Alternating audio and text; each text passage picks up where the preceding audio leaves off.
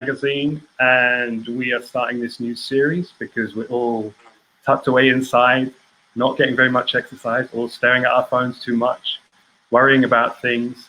And the idea is we're just going to talk to pilots around the world, 15 minutes, have a nice chat, talk about flying, para chat, what you're up to, how you are.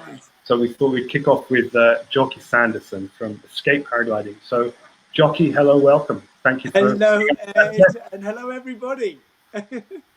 Hello, everybody. Exactly. Is anyone watching? I hope they are.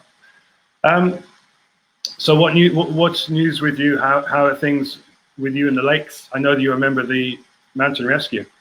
Yeah, the mountain rescue is quiet. The first responders I do for the NHS, that's sort of not that busy, not as busy as we expect, but we're ready. We've got all the masks and everything. So we go about 1 or 2 calls a day for that. And I also now sort of drive the ambulances things just for deliveries and things like that. So we do some extra duties, but it's not huge at the moment. We're all just getting ready for it to be bigger, but it's steady away, and I think everyone's acting very responsibly and they've got it all in control, really. Cool. And how are you coping with the containment? It's good. You know, we get one exercise. So luckily I live on the lake. So I go out of my house and I cycle round the lake at Derwentwater in Keswick and come back to my house. So that's an hour's exercise. And I cycle to the flight park here, which is just 20 minutes.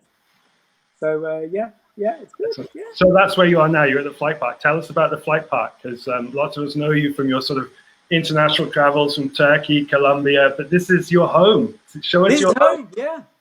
Tell us what's that bit? The laser beam for checking lines.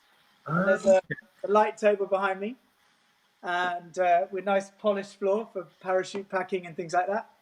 So yeah, this is home, really. Yeah. And how long have you been there at the flight park? 5 years, actually. Yeah, 5 years, I think. Okay, and you can land right next door, right? I mean, it's a proper airfield. That's it. We've got it registered as a tow field, and it's a registered sort of airfield. Yeah, so it's on the maps, on your air maps now. The flight park. Yeah. It's great fun. Yeah, people land microlights here, helicopters.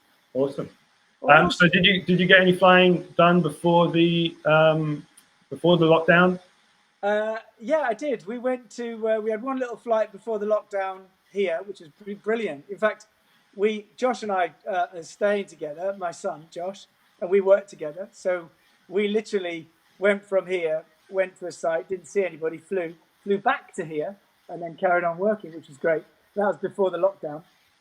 But since then, it's sort of it's not responsible to go flying. It's not sending a good message. So, we don't and we haven't. Yeah.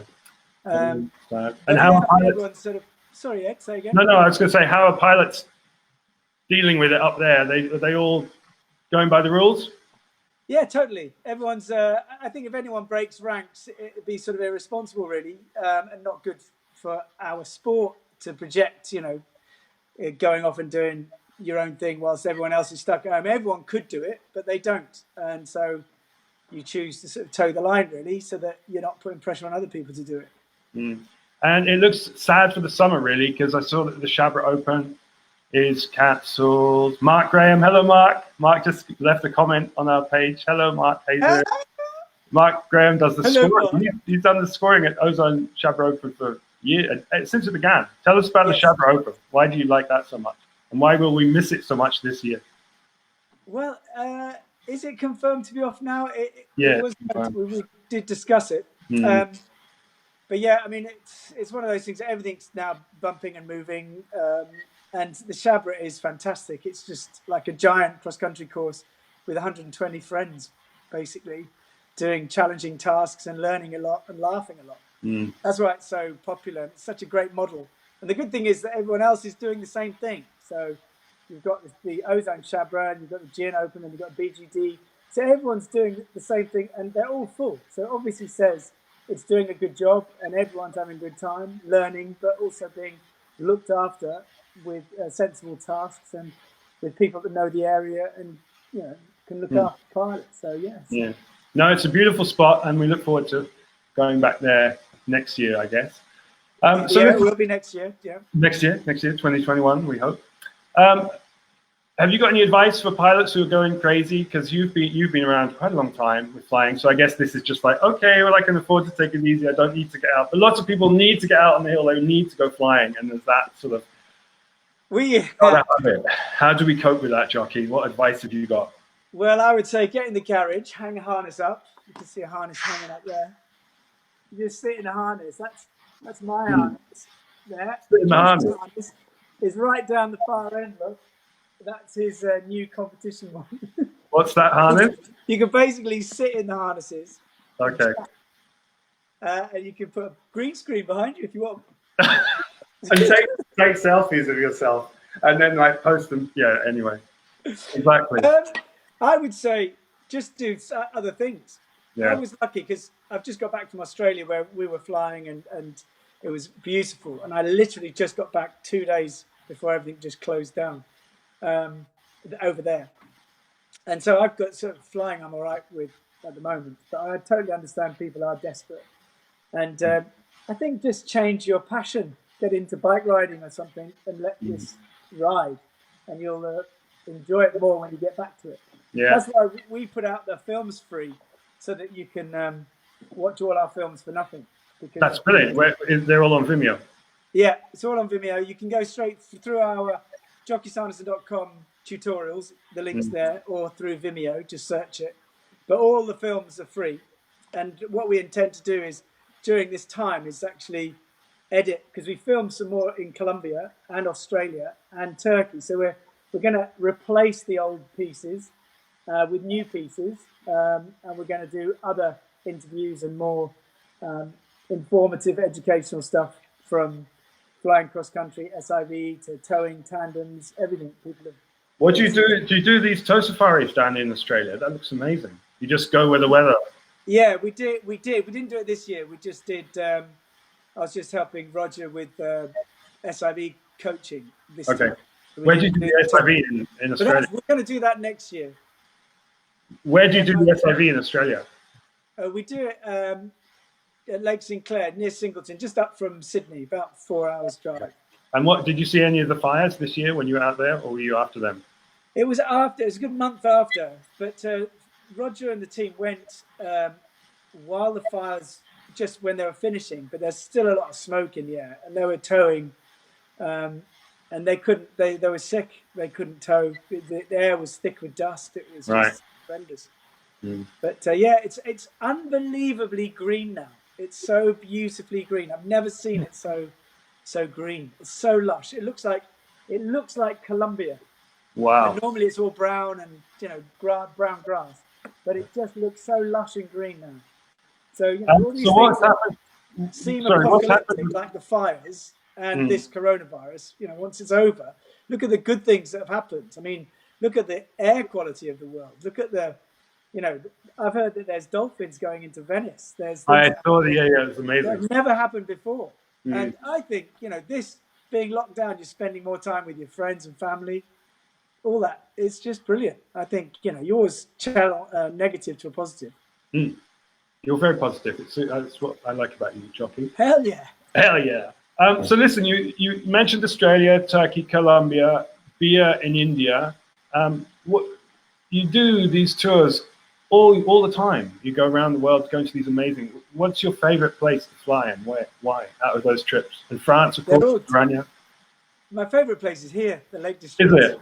Yeah. Yeah, definitely. But only because it's home, and I get excited. A short 20k flight is really exciting because you see everything. You fly over friends' houses, but everything is beautiful for different reasons. So Colombia is because it's so fantastically reliable. The tasks you set, the competitions are so versatile and different each day. And it's flatlands mixing with mountains. But then you've got the Alps, which are stunning. You've got the rolling flatlands of Australia, which is stunning. Everywhere's beautiful. Wherever you fly is beautiful. On the right day. Isn't really. Yeah. No. So listen, when did you actually start flying? What year? Do you remember? God. 31 years ago. 31 years ago. So 30, yeah. I'm 52 now. Okay. So 30, when I was 21. And do you remember? Do you remember your early wings and things like that? What was your first glider? I had it's called an Airman RC9, and it was made by Jin, who makes Jin now. But when he was a marine engineer, he designed hulls, didn't he? And he got them into the country through Michel Carnet at Sky Sports. Okay. And I got one of the first ones that came in. I didn't know what it was. It came in a pink bag. Awesome. And I was really disappointed because I was just starting hang gliding, and I thought my family they all whipped round to buy a present, and they bought me a paraglider because they couldn't afford a hang glider. Oh no! So you were like, "What's this?" Yeah, I didn't know what it was. Yeah. And then I went to. They said, "Oh, let's try it out." It's a really windy day, so we went outside because we're used to hang gliding tethering, which is you can tether quite strong winds. Yeah. And we thought, let's just tether this. So because I had an outdoor center, we got a long piece of rope, 200 feet rope. And they stupidly don't do this at home. No. My friends went to the other end, and I went to the end, tied myself on stupidly. Don't do that. Yeah, don't do that. And I didn't know what to do. And my friend Eddie said, just pull these. I didn't know what they're called, risers. And I went shooting up into the air. And I remember him saying, when you want to stop, you just flare. Just pull the brakes. So I got up really high, and I could see that I was dragging the rope across ground so I could get snagged. So I thought, I better get down. So I pulled both of these things down to get down. And obviously, whoosh, stalled. So I thought, that's not good either. So I let go. So it opened, and I hit the ground. Boom. That was my first flight. Are you okay? Yeah, it was great. I hit it. It inflated. I got dragged over a dry stone wall and landed the other side. So it was all right. Did you just think, awesome, I'm going to do it again? Yeah. Yeah. That was the beginning.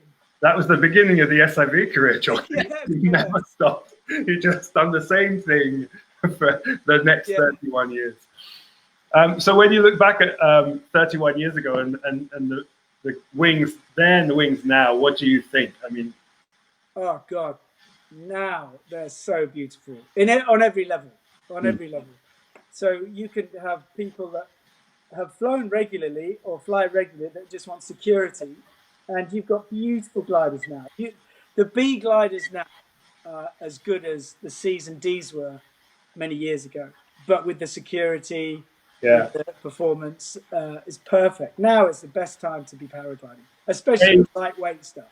Yeah, it's amazing. The ENA A+ is a new thing. We were at the festival in Austria just before the lockdown, and I flew the new Aonic from Nova, ENA+, and it just took off perfectly, thermaled, and I was just like, wow, this is amazing. Just feel like a cross-country glider, you know? It's great. Go up. And that's all you need. And you know, the Swiss taught us that because they all have lightweight mojos and things like that. Just A gliders, just simple. They just want that security because they may not fly that regularly, or they just want to enjoy a good time because they have the luxury of flying from altitude, whereas we don't in the UK. But exactly, and if you add a little bit of wind to the mountains and the thermals, it can get a bit lumpy. All right, well, listen, that was a nice little chat and a nice little roll down memory lane. Thank you very much. The whole idea of this short series is just 15 minutes, tea break time, basically. So over the next cup of tea, everybody. Have a nice cup of tea, everybody. So listen, thank you, Jocky. Pleasure. Thank you very much. And take care. Take care with all your work and everything. And we hope to see you again very soon up in the air. All right. Be safe, everybody. Thank you, everyone. Bye. Yeah.